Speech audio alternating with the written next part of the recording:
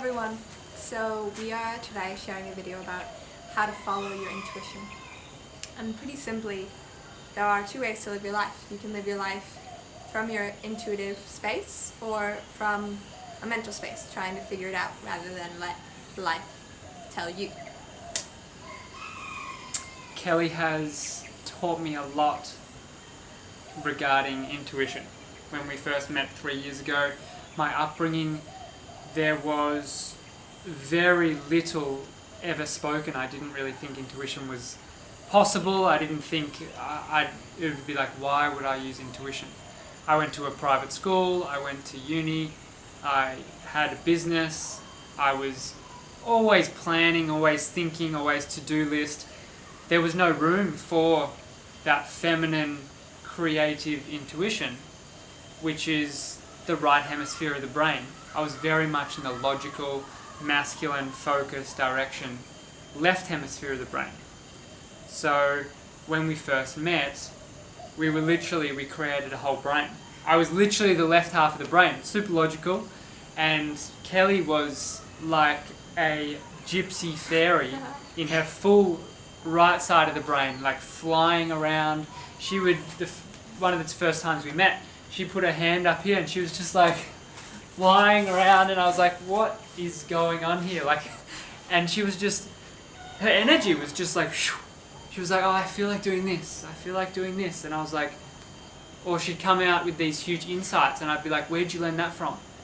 She's like, oh, I just felt it, and I was just like, what? It was just very out of my reality, out of my world. So over the past 3 years, just by living with Kelly and being in a partnership with Kelly through osmosis or whatever, I've been able to tap more and more into my intuition, which I'm very, very grateful for, and I know it will just keep opening up. So firstly, maybe I'll ask you a question. How do you tap into your intuition?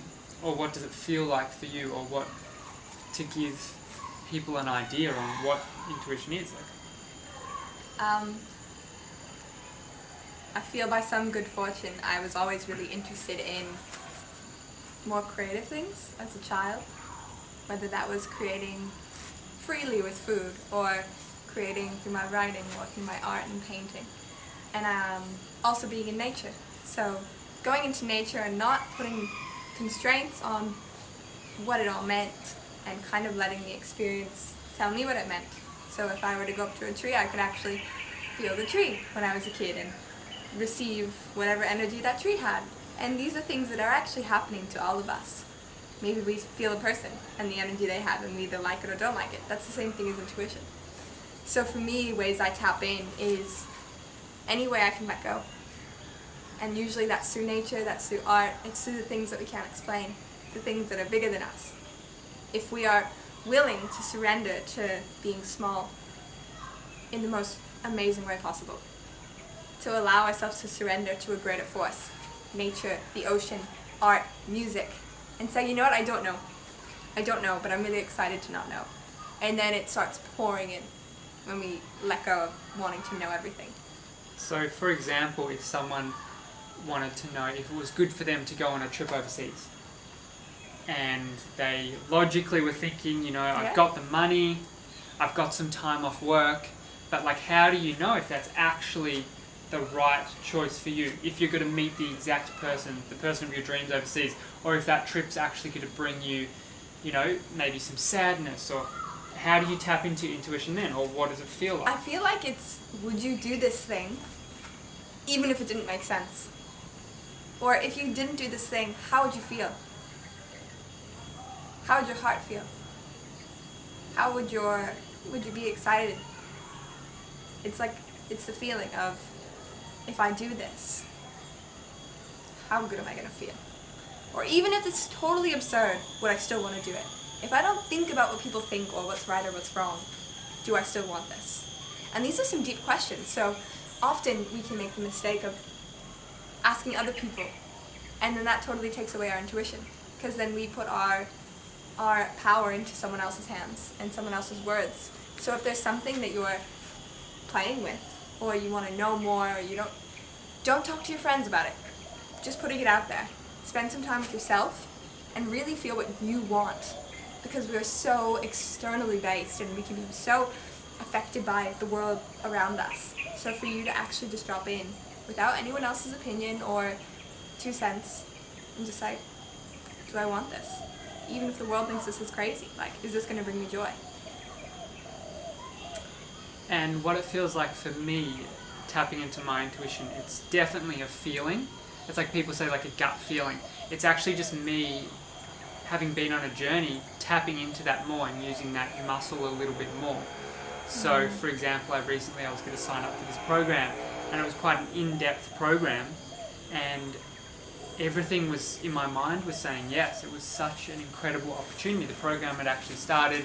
There was so many applicants. I think it was over 500 or something, and maybe there was 12 who were taken, and I was actually late, and I got into this program, and then I started to feel in my body some tension, some tightness, and I was like, yo, maybe it's actually not going to work out. And then I actually, brought that up, and it was all going to be too hard anyway, because I was in Bali and it was happening externally, and I couldn't get the books, etc., etc.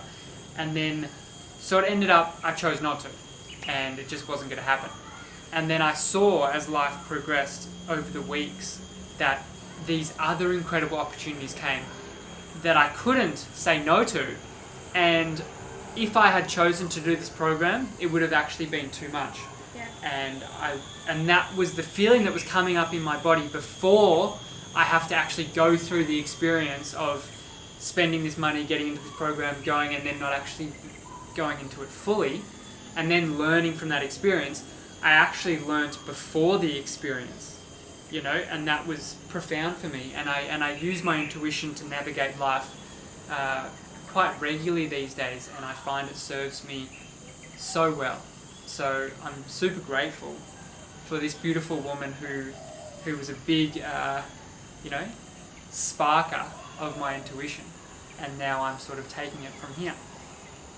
And just to give you a little background of Kelly's intuition, I'm not sure if she fully captured how intuitive she really is.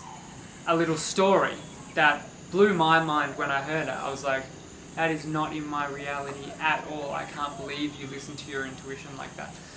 But it worked. It worked out for her. So go back maybe a couple of years ago or 3 years ago, Kelly'd been travelling for a year. She'd been to New Zealand. She followed her intuition to Bali. She actually had pretty much no money, and it was all planned to go back. So she'd already been travelling for a year. She was 18, maybe 19 at the time, and she was planning on going back. She had a job lined up, potentially going back to college, starting. Her brother was picking her up from the airport. Her family thought she was coming home. She had her flight booked. I think you mentioned it was something like $900. It was like the last of her money.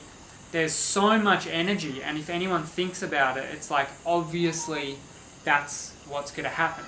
There's just so much movement there.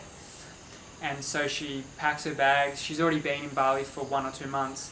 Goes down to Denpasar, goes to the airport, gets there nice and early, checks in, boarding to Boston, jump on the plane or wherever the connecting flight was, and she was tapping into her intuition, and the intuition was saying, no, don't get on the plane. And there was conflict because she was feeling this, but mentally it's like, hang on, everything is going there. How can I not get on this plane? I don't have money. This is all these maybe questions coming up, but there's such a strong intuition, and because Kelly had been living her life through that intuition, that was stronger than her mind. And most of the time, most of us, if you're watching this video, or definitely myself, the mind has been previously much stronger than the intuition. So Kelly was lucky enough the intuition was stronger than the mind. And the hostess or someone actually walked up to her and said, final call, Kelly Rowland, please board the plane. She was the last one. And she said her intuition just said, don't get on the plane. And she couldn't get on the plane. And her body wouldn't let her get on the plane. No. So she literally got up and walked back into Bali with no money, no plans, missing out on her flight, no insurance on her flight. Just like mind-blowing stuff that I was just like blown away with, and she was just like, no, that's just what I did, that my intuition told me. And I was just like, hey, that's super crazy that you just did that. But then a few weeks later we met, and then since then Kelly came to Australia for a year and a half and learnt, and we grew so much there. Then we went to Bali, India, to America for 6 months where we were with Kelly's family, which was a beautiful time. Then to New Zealand, now we're back here living in Bali. And I'm sure you're happy that you actually followed your intuition. I think it helped that I had been living a life for a year in New Zealand and in Bali, where I dedicated myself to listening to my heart. Every day I would actually tune into my heart. So my intuition actually became a very loud voice. It starts quiet, but it can get quite loud, and it can happen physically. I had gotten to the point with my intuition where it was physically manifesting in my body. I didn't even need to think if I was right or wrong. I was having cramps in my tummy, and my body was like locking up as if like it couldn't move to get on the plane. And then I surrendered, and I knew this will work out. And it's not like I was running away from America, because I had some really exciting things. I had a lover, I had an amazing job working with kids, and I was excited to go to University of Vermont, but I just knew that there was something more. And I had met this friend, and he told me, and this is a piece I'd love to leave with you, do whatever allows you to leap the highest. And I knew from everything I had been experiencing, if I were to go home, I wouldn't be leaping my highest. I'd actually be jumping down a bit. And although I didn't know how it was going to happen, or what I was going to do, I knew I'd be taken care of. And I was. And I was able to support myself and trust enough to let life really give to me abundantly. And that's just always on the other side of taking a big leap and following your intuition.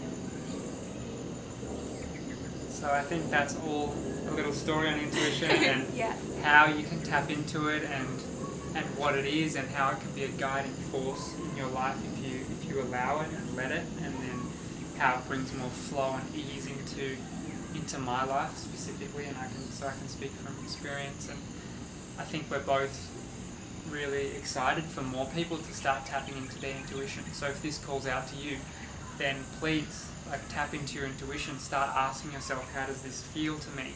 More of a feeling rather than thinking logically. Yeah.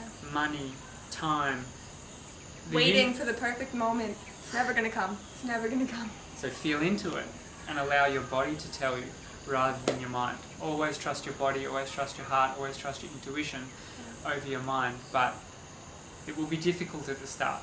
So practice makes perfect, and just start giving a little bit more attention and energy towards your intuition and see what happens. Let us know if you have any insights or experiences. Questions or, yeah.